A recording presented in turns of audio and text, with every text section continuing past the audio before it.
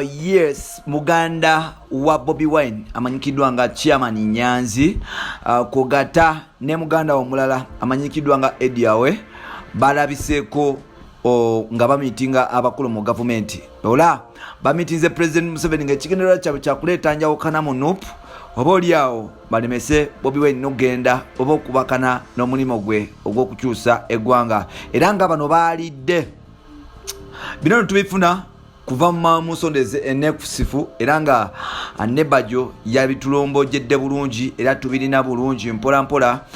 Chairman Nyanzi kogata ne Ediawe bagenze ne bamitinga President Museveni ogezako okuba nti balemesa Bobi Wine okuba nti tafuka president wa Uganda. Atukaniriza natera ku mukutu gwaffe omuganzi ogumanyikiddwa nga Uganda mu Kamoli amanya n'eddoboozi bamutantambi Jimso Namanu Kiboya Maksudi Junior. Gwebala kuba nti otambula naffe gwe atambula naffe ate kuba nti osubscribinga gwe yasubscribinga ne tutambula ffenna olunaku lwa leero atukutuusaako amawulire agatalindi oba oliawo naawe gwolina okuba nti omanya. Now wabaddewo family issues era nga musajja mukulu amanyikiddwa nga Bobi Wine abadde takwatagana nnyo na baganda be okuli Chairman Nyanzi kwogata ne Bobi Wine. Bano nno Chairman Nyanzi ane Ediawe kitegeeza okuba nti bafunamu akasajja ku mutima bimu ku by'obugagga bye babalekera ng'oba oliawo Bobi Wine agamba nti nze mumpeeko ebyange namusigaze ebyammwe ebiki ebyo era nga family atandika okuba nti eyonooneka n'okugjamu enjawukana mpola mpola. Chairman Nyanzi ne Ediawe ne batandika okuba nti bapinga Bobi Wine era nga musically baali bagezako kuba nti bamulwanyisa era nga ne ku show zaabwe olumu tebajjanga olumu ne bajjanga mpola mpola. Kino nno ekyalaganga obutali mu mativu bwabwe naye nga issues zavanga ku byabugagga byewaka. Naawo mu kuba nti bano ababiri baali batandise okuba nti bawala na Bobi Wine, amawulire ge tuvaayo galaga nti bano nno bonna baali bavuddeyo okuba nti beegatta ku people power oba oliawo bagezeko okuba nti babunyisa enjiri ey'okuba nti muganda waabwe akyusa eggwanga. Muganda waabwe yabakana n'omulimu gw'okukyusa Uganda ne Uganda ebeere mpya bwetuku, yayita abantu ab'enjawulo era nga ne muganda we baganda be bano okuli Ediawe kwogata ne Chairman Nyanzi bamwegattako. Olutalo lugenda mu maaso n'okuba nti struggle egenda mu maaso bano mu kujja kwabwe kwaleetawo oba oliawo essanyu. Bobi Wine alowooza asitanize ne baganda be era nga Bobi Wine abadde agezaako okuba nti avaayo okuba nti awagira baganda be mu ngeri emu oba endala. Era omu ku bo muganda we yavaayo ne yeesimbawo ku bwa abadde chairman ow'ekamo kyeyo Chairman LC3 I think kati we twogera ayagala kujja kuba MP bwe Kampala. Amawulire ge tufuna agatalinda kiterezo gamunda nno amawulire ge tufuna okuva mu nsonda enekusifu galaga nti Bobi Wine yaliribwamu olukwe baganda be okuli Ediawe kugata ne Chairman Nyanzi. Nkiddamu amawulire ge tufuna ag'enjawulo kiteebereza okuba nti mbu Chairman Nyanzi ne Ediawe balidde mu Bobi Wine olukwe. Bano no bagenze ne bamitinga omukulembeze w'eggwanga ne bamusuubiza nga bwe bagenda okukola ekisoboka kyonna okuba nti balemesa Bobi Wine okuba nti afuuka pulezidenti w'eggwanga lino. Era bagambye nti Bobi Wine talina bantu okuggyako abo abamusudiya abatonotono.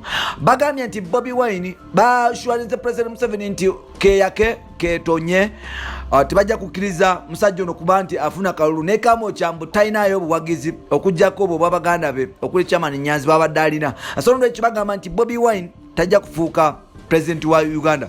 Batandise okuba nti employing abavubuka bano nno okuba nti bagenda mu maaso n'okuba nti balemesa Bobi Wine okuba nti afuuka president w'eggwanga lino. Abavubuka bano abamu babawadde ku ssente ozitandika okuba nti zikola omulimo. Bino nno tubifuna eyo mu bakyali era ne Bajo yagenze mu maaso n'atubuulirako information emu oba endala nga bagamba nti Chairman Nyanzi yalese n'atabula mu NUP.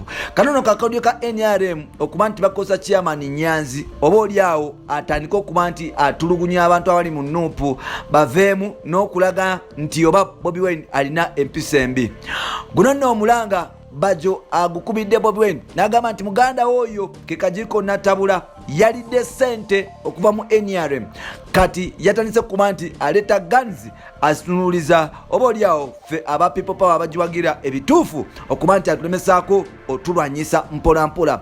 Kitegeeza okuba nti Nyanzi ne Ediawe ntiddamu Nyanzi ne Ediawe baganda ba Bobi Wine bamitinze omukulembeze w'eggwanga mbu ne bafunayo akasente akalwanyisa Bobi Wine mu 2021. People power eguddemu nabe, Nupu eguddemu nabe. Wano bano baali bagambye Bobi Wine alime kusembeza Jose Chameleone ng'oba oliawo batidde amanyi ga Jose Chameleone.